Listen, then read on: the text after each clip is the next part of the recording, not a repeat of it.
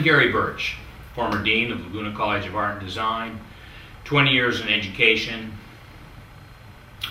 visionary, innovator, and I'd like to give you a little background that helps you understand why I do feel and think the way I do. I had a scholarship in Pasadena at the Art Center as a result of some models I had made, and I was very interested in being an automobile designer.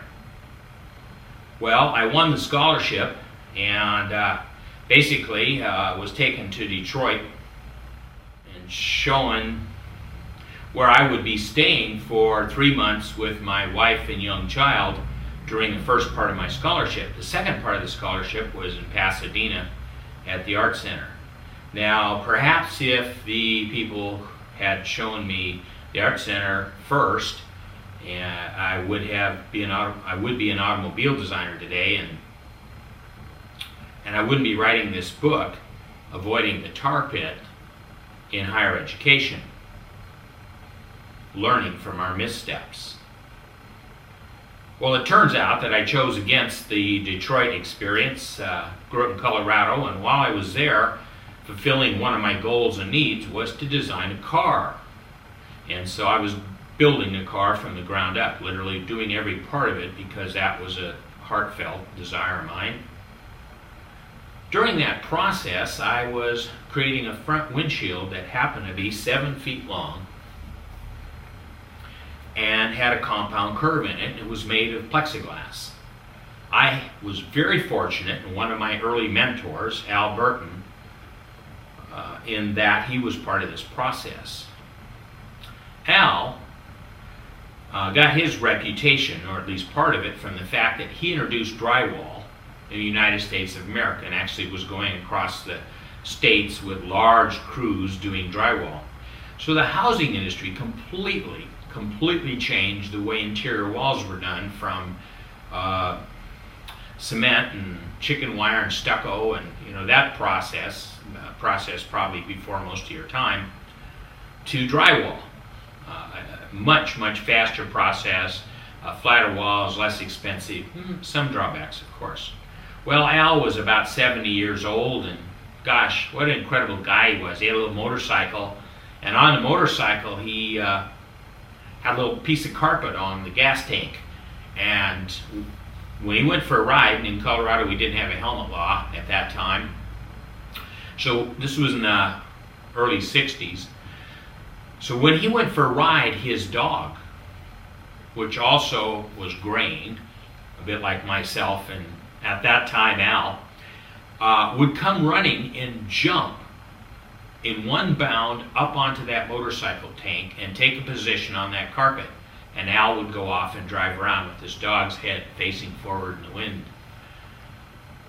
I come to really love Al Burton and appreciate all the things he brought into my life, but in this particular day, or actually the following day from this, I called Al up and I said, Al, I am going to take and build the windshield, or put the compound curve in the windshield tomorrow.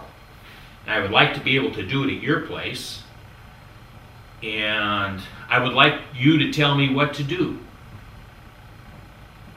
Al said rather jokingly, Gary, I can't tell you what to do, but I can tell you what not to do, because in my life I have made many mistakes, and in those mistakes I have learned, and I will pass that on to you. So the following morning, shortly after dawn, there I was standing out there holding this windshield, 7 feet long, and I suppose it was at least 4 feet wide, heating it in front of heat lamps, and reaching up and bending it with my knee, while Al and a couple of his friends stood by and told me what not to do. That windshield is now 41 years old. The car has over 120,000 miles on it. It came out right the first time. That's the spirit of avoiding the tar pit in higher education. Learning from our missteps. I will be sharing with you my point of view about those things that worked and those things that didn't work in higher education, in policy making, and sometimes in particular technology. Probably will be individuals that I talk about in this production that have a different point of view. And I honor that, and in particular will welcome those I am most scathing about to counterpoint. I'm sure their perception is different. What I'm sharing in this book, as Al Burton shared with me, well, I can tell you what not to do. I can't tell you what to do. But hopefully, you will learn from my missteps and the missteps of my associates as we changed education technologically and significantly as we entered the digital age, and our students, digital natives, expected us to understand and do.